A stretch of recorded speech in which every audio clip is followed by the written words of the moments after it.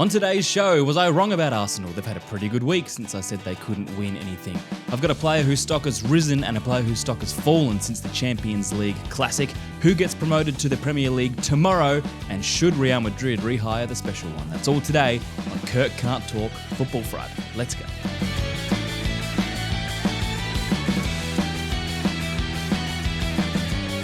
All right, Arsenal have the chance to go 6 points clear at the top of the Premier League this weekend for about 24 hours or so because they play before Man City. Last week I said I don't think Arsenal can win anything. I said they will not win the league. I said they won't win the Champions League, but they've had a good week since. Of course, they got the 1-0 victory over Newcastle. Was it pretty? Not necessarily. Was it necessary? Yes, it was. They're 3 points clear now with the game in hand because Man City were busy with the FA Cup. So the scenario for this weekend is as so. Arsenal play Fulham at home. They should win it, right? They should win it, but it's also Arsenal late in the year, so we just don't know. Man City play Monday night at Everton. Not an easy game on paper, but Everton haven't been in the greatest of form, and they lost to West Ham. On top of that, we saw the 1-1 draw that Arsenal eked out against Atletico Madrid. So they go to London for the second leg of that European semi-final, the Champions League semi-final, in pretty good shape, you would say. Again, was it pretty? No, it wasn't, but this is the time of year where it doesn't have to be. And we've had Arsenal supporters in the chat, in the comments saying, we don't care if it's pretty or not. We just want to grind it out. And that's where they're at. Does it change anything, in my opinion, of Arsenal? Not yet. But I admit I could be wrong. I could be wrong. But this is the weekend where we basically find out, have Arsenal got this or have they not? If they go 6 points clear with 2 games for Man City to play behind them, then it's quite possible that this is done, right? Because Man City aren't flawless. We know that. This is not the rampaging Man City that has won easily Premier League titles in the past. But I still see some Arsenal faltering here. Yes, it should be a victory against Fulham at home, but I can see a disappointing draw. Can't you see it? Can't you see this happening? I can. And yes, they're in a good position against Atletico. They're even in that penalty and drama-filled game from the first leg. But can't you see them blowing it? I can. It's a massive week in London, a massive couple of home fixtures for Arsenal. But honestly, I do see them losing to Atletico midweek and crashing out of the Champions League. I do see them maybe drawing against Fulham. They'll probably win, but I can't back down now, can I? I think it's a draw against Fulham. I think it's a loss against Atletico. And I think it's an easy thrashing for Man City against Everton, which will turn this whole thing on its head. So let's just see. A massive step forward, potentially, towards a historic double for Arsenal, but I think it's another disastrous capitulation in a history of failures and embarrassment. And speaking of failures and embarrassment, let's talk about my club, Tottenham Hotspur. The relegation battle took another interesting turn on the weekend. We haven't got long to go now, only 4 games left. I predicted the last 5 games of the year in my video last week. I said that Tottenham would get their first win of the year against Wolves, and they did. 1-0. They got it done. Okay, fantastic. That's a win, finally. Unfortunately, we all saw West Ham win late against Everton. It was a roller coaster. Soucek scores, West Ham go up. We think we're going down. Then Tottenham scores. We think maybe we're still a chance. Then Everton equalise, and all of a sudden it's looking fantastic, and then West Ham score late. But ultimately, it didn't change a lot. There's still a 2-point gap at the bottom. West Ham are 2 points clear of Tottenham, who are in the relegation zone. And this is how it stands for this weekend. West Ham are away to Brentford. Now, earlier in the year, you would have thought that's a died-on Brentford win, another West Ham loss. But West Ham are playing better football than Brentford at the moment. Brentford have not won in 7 games. Spurs are away to Villa. That's tough. We're not going to win that game. Tottenham will not win that game. And there's no Xavi Simon now due to the ACL tear. That's the 3rd ACL tear of the year, by the way, for Tottenham. James Maddison and Oda Bear also have torn their ACL. I know Maddison's back on the bench, but it doesn't look like he's realistically playing for the rest of this year. So a draw to West Ham, a likely loss for Spurs, in my opinion. That'll see the gap go to 3, which with 3 games to go and in the form that Tottenham are in, that's almost untenable. If West Ham win, which they could well do against Brentford, and Spurs lose, that makes it a 5-point gap, and Tottenham are going down. There will be no way back from a 5-point gap for Tottenham. So this weekend could effectively end Tottenham stay in the Premier League. It could be a nightmare. Arsenal could get a 6-point lead, they could advance to the Champions League final, and Tottenham could get relegated. Obviously, I'm not wishing for that. But that's a very realistic scenario. Goodness me. Speaking of the Champions League, was that the greatest game, not only of the season, but one of the greatest games ever? An instant classic. We all saw it. PSG 5-4 over Bayern Munich in the first leg of the Champions League semi-final in Paris. They take a 1-goal lead to Germany.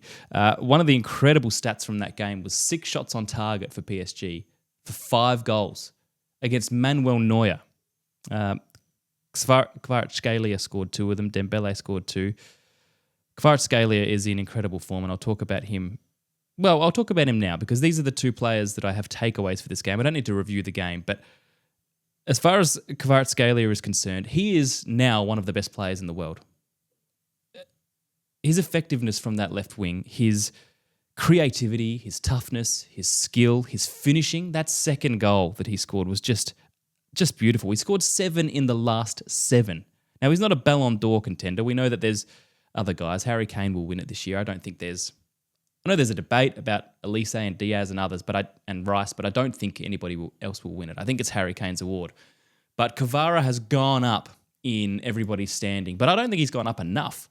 I don't think people have quite realised just how damaging he has been in these knockout phases of the Champions League. This is the makings of a genius, the makings of a superstar, and he's now right up in that top echelon of players in the world. So what a performance that was from him. His stock has certainly risen, but the guy whose name I mentioned before, Manuel Neuer, his stock has gone down, right? And we have predicted the beginning of the end for Manuel Neuer multiple times over the last few years. One of the great all-time goalkeepers. Argument to say he's the GOAT, right? Changed the game with his sweeper-keeper style, has won everything, 12 Bundesliga titles, if you can believe that, plus. A few times now, though, we have said, oh, he's had a bad game. Oh, he's back. Oh, he's had a bad game. Oh, he's back. This is now 2 bad Champions League games in a row, or at least games with big errors in them. The first leg of the semi-final against Real Madrid, he was sensational in that 2-1 win. Then he made that horrible blunder early in the second leg, and we thought, oh no, that's the worst of Neuer. And then the game on the weekend, you look on paper, you look at the ratings, you look at the reaction, you look at 6 shots on target, like I mentioned, for 5 goals, and you think this guy is washed. He's got to be gone, right? A 40-year-old conceding 5 goals with 6 shots on target. Probably only one of them was really attributable to Neuer, right? One of Kvara's goals. I may have got the order of the goals mixed up before. One of them was a worldie. One of them probably could have been helped by Neuer. But I tell you what's more than likely to happen now is Manuel Neuer plays the game of his life in this second leg, and all the conversation of him being done and his career being on the decline will vanish. But if he does have a bad game, Neuer, in the second leg, if he is to blame for some goals, some concessions, then this could be it. So this is a massive game, not only because of the context of obviously going through to a Champions League final, but the context of one of the greatest goalkeeping careers of all time. All right, there's a bit happening in Europe. There's a ridiculous amount happening in Europe, in fact. Let's rattle through a few of the things that are going on. I don't think it'll happen, but there could be an all-England European winners list. For the first time ever, it could be the Champions League, the Europa League, and the Conference League all going home to England. Let's have a look at this. Arsenal Champions League, we know where they're at. Nottingham Forest, they took a 1-0 lead over Villa in the Europa League, so one of them will obviously go through to the final. Palace, 3-1 lead ahead of Shakhtar Donetsk, including the quickest ever Conference League goal to Ismail Assar. That was a beauty. Shakhtar had 71% possession, 15 shots to 10, and Palace played basically a perfect game of counter-attacking football to take a 3-1 lead. The last time that 2 European trophies went home, being the Champions League and the Europa League, was 2018-19. That was Liverpool with the Champions League, Chelsea with the Europa League, but it's never been all 3. The Conference League is new. We know that. So what's the likelihood? These are the numbers. I've run the numbers on this to tell you how likely it is that all England clubs will win all 3 competitions in Europe. Arsenal, I think there's a 60% chance of them advancing to the final now. I said that won't happen, but if I'm taking off my Tottenham hat, I have to say they're probably a 60% chance now playing at home. Then I give them a 30% chance only of beating PSG or Bayern. I don't think they're in as good a form as either of those teams. Let's say 30% chance that Arsenal win the Champions League from here. Actually, no, so that makes it lower, right? Because if I've said 60% chance of advancing plus a 30% chance once they get there, that's really an 18% chance. Let's give them a 20% chance overall of winning the Champions League. Then Villa. One of Villa or Nottingham Forest obviously make it. I think Villa have a better chance to beat Freiburg or Braga, but whatever. It's a 70% chance, I think, overall that an English team wins it. All right, so I'm going to say 20% chance for Arsenal. I'm going to say 70% chance because of the two teams left that an English team wins in Europe for the Europa League. Then Forest, a note on them, they can still get relegated, by the way. They won't, but they can. So they could be in the Championship next year, having won the Europa League and playing Champions League football. Ridiculous. And ironically, it was Nottingham Forest who were bumped up, remember, from the Conference League to the Europa League because Crystal Palace got knocked down because of the multi-owner scandal. So what a crazy turn of events. And there's a 90% chance now, I think, in the Conference League that Palace make it through to the final. So, because they've got that 3-1 lead, I give them then a 60% chance of beating either Rayo Vallecano or Strasbourg. So let's say Arsenal, 20%, Forest, 70%, Palace, 60%. You know what? I'm going to take off my biased Tottenham hat. Let's say Arsenal are a 30% chance from here because maybe I'm just being too harsh on them. So if we go 30% chance for Arsenal, 70% chance for Forest, 60% for Palace, it's a 12.6% chance, if you do the maths, that all three trophies could go home to England. Pretty cool. Elsewhere in Europe, let's rattle through these. Allegations of sporting fraud in, surprise, surprise, Italy of all places. The referee designator Gianluca Rocchi is accused of bowing to club pressure in some of his appointments and some of his antics is maybe too frivolous a word, but conduct in relation to refereeing performance. So we'll see what happens there. It's 20 years on from, of course, the Calciopoli scandal, which involved and decimated Juventus for a long time. All their own doing, we know that. They've bounced back okay over the years, though. I must say as well that I criticised Italy last week for entertaining the idea that Trump's special envoy recommended, and that was that Italy replace Iran in the World Cup. Well, I must say Italy's response was fantastic. They pushed back and said, absolutely not, we will not entertain that idea. It's embarrassing. So I must re-emphasize it was only Trump and his envoy's idea, the Italian guy living in America. It wasn't the Italians themselves. So credit where it is due.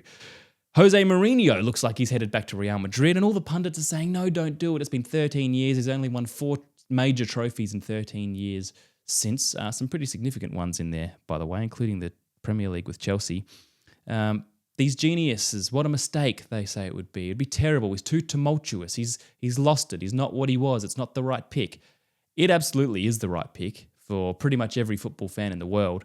We want to see it. We want to see Jose Mourinho back. It's perfect theatre. And all due respect to Benfica, I think he's wasted there.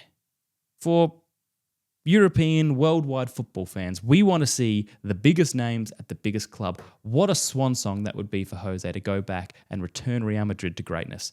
He belongs there. That's his home. I know he's Portuguese, but football-wise, it's his home. Let's get the big boy, the special one, back to Real Madrid. Make it happen. Entertainment. As good as it can get. The Scotland race is crazy. The Scottish Premier League is still a pulsating affair. Hearts are on top. They could do it. The first non-Celtic or Rangers victor in 40 years. They beat Hibs last week 2-1. 2 red cards to Hibs, so Hearts got away with one there, but they still have a 3-point lead. They play Rangers this week. Celtic play Hibs, so the top 4 are still going crazy. 4 games to go. Hearts are on 73 points. Celtic 70. Rangers 69. So Hearts could effectively end Rangers' title run this week.